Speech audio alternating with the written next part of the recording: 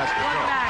A lot of women joke that they love to shop till they drop. But for 17 million American women, shopping is no laughing matter. It is an uncontrollable compulsion. Give a shopaholic a credit card, and it is no surprise that nearly 12 million credit card accounts are in delinquency right now.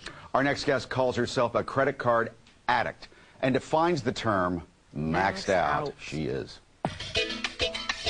At 23 years old, Kayla Disher is deep in debt. My credit card troubles really started once I graduated from high school. Inundated with credit card offers during college, she took advantage and got her first card from Macy's. I used it for Christmas purposes to shop for family members and friends, and it kind of turned into shopping for myself. I was like a big kid in the candy store, just buying everything that I could because I knew I had credit. And I wouldn't stop until the card stopped working, literally. She maxed out that first card in one day, and the Atlanta resident didn't stop there. Every card she's ever had, she's maxed out within a week, even ones just for emergencies. And it was supposed to be for emergency purposes only, and I knew that, but I never used it for emergency purposes. It was just for shopping. Kayla is a credit card addict, and the habit has racked up $25,000 to $30,000 of debt. Often she can't help herself, heading to the stores when she's feeling down. Shopping just really makes me feel good about myself. It's just a natural high that I get, and I just love it. If I know that I'm able to buy it, I can stay in a mall or a boutique all day and all night. Burdened by the money stress, she knows she needs to break her spending cycle and dig out from the debt. It's not how you should be, and it's not how you should live life. And there's other things that I want to get and accomplish in life, as far as buying a house and, a new car. And it saddens me that it's going to take me a longer time to do that because of my credit card habit. It's just something that I really have to work on, and I want to, become better with it. Don't cry, Kayla. We're going to help you out. Welcome, Kayla. Also with us is the author of I Shop, Therefore I Am, psychologist April Benson. And author of Zero Debt, a.k.a. the money coach, Lynette Califani. And Lynette has been $100,000 in debt, turned her life around. Kayla, if I gave you a credit card right now, what would you do with it? Right now, I would probably go to the mall and spend it. Because a credit card to you, as it did to me when I was in college too, represented free money, instant gratification. And you're like, I'll deal with paying it later. You're right. I'll put it, I'll do everything I have to do with it later. Let me just spend it now as long as it's going to work.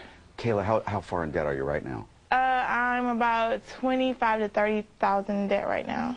You're a smart girl. You went to school. You went to university. Yes. Why does your head not stop your heart, your passion?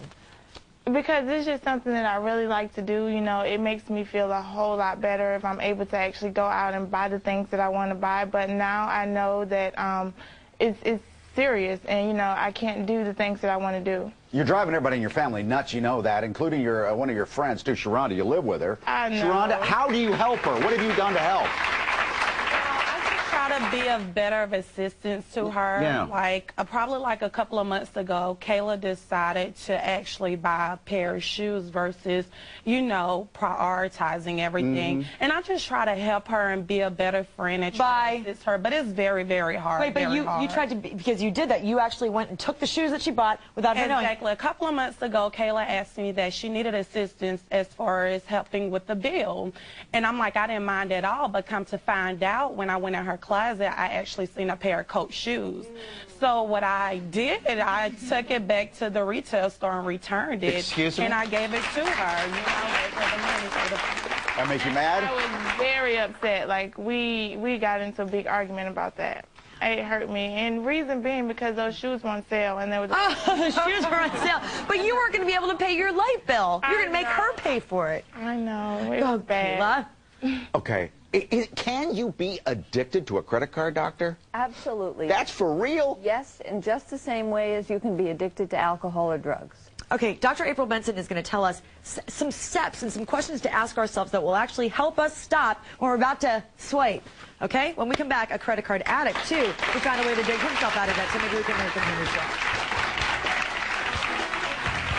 Welcome back. We're talking talking about credit card addiction and the downward spiral it can bring when you swipe that card. That's for sure. Kayla knows all about it. Kayla Disher is here. She is $25,000 in debt. Psychologist April Benson is here as well. The money coach is also here, Lynette Calfani, joining us today. So, April, you have a list of 6 questions that you think the people who are in this situation should ask themselves. Let's Why am I here? Is there a sales sign? Hold on a second. Yeah. She walks into the store with a card in her hand. She asks herself these questions while she's in the store? Yeah, absolutely. Okay, let's go. Why am I here? Because I want new clothes. How do I feel? I feel like I want new clothes. Well, how do you feel? Do you feel high? Not yet, not till I get them. Do you usually go when you're sad or when you're, tired? Both. Just usually yes? Yes to everything. Third question. Do I need this? Typically the answer is... No, I want it. You want it. What if I wait? I'll miss out. Oh. Because your thing is shoes and panties. You love buying shoes and panties. Well, an extra pair of panties? There's only 7 days in a week. I have a lot of panties. I love them. Then you don't need any more. But you can never get enough of what you don't really need.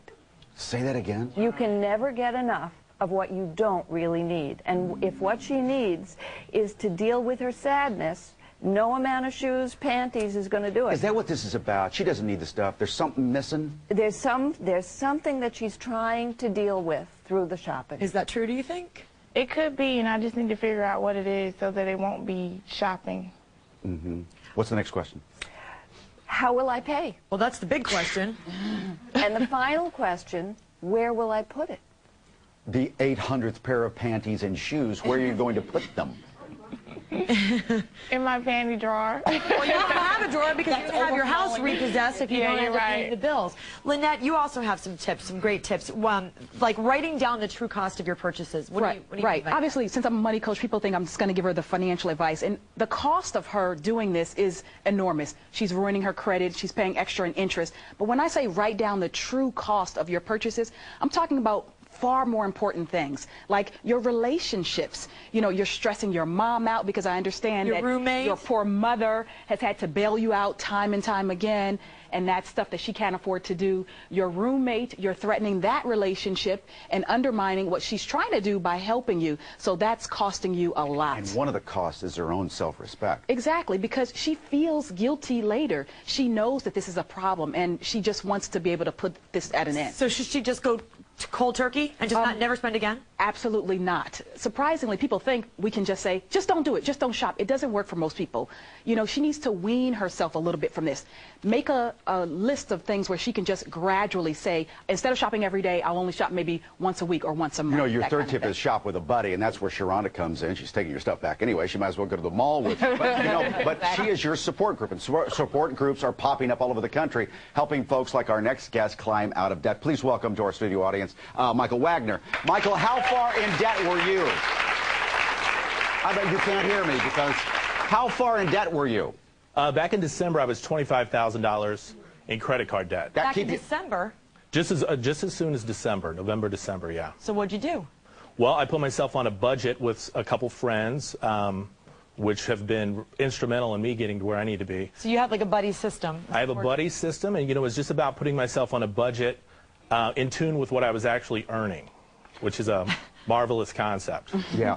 He has a bunch of great tips as far as support groups and how he overcame his problem. I think you're down to $3,000 in debt now. Yep. He's going to go to our website, MJShaw.com, and list those for you, as well as our other guests. And I know one of the big things is that people never actually sit down and look and basically look at what they make because they're scared to look at the reality of the situation. So we're going to tell you how to do that on MJShow.com, our website. Up next.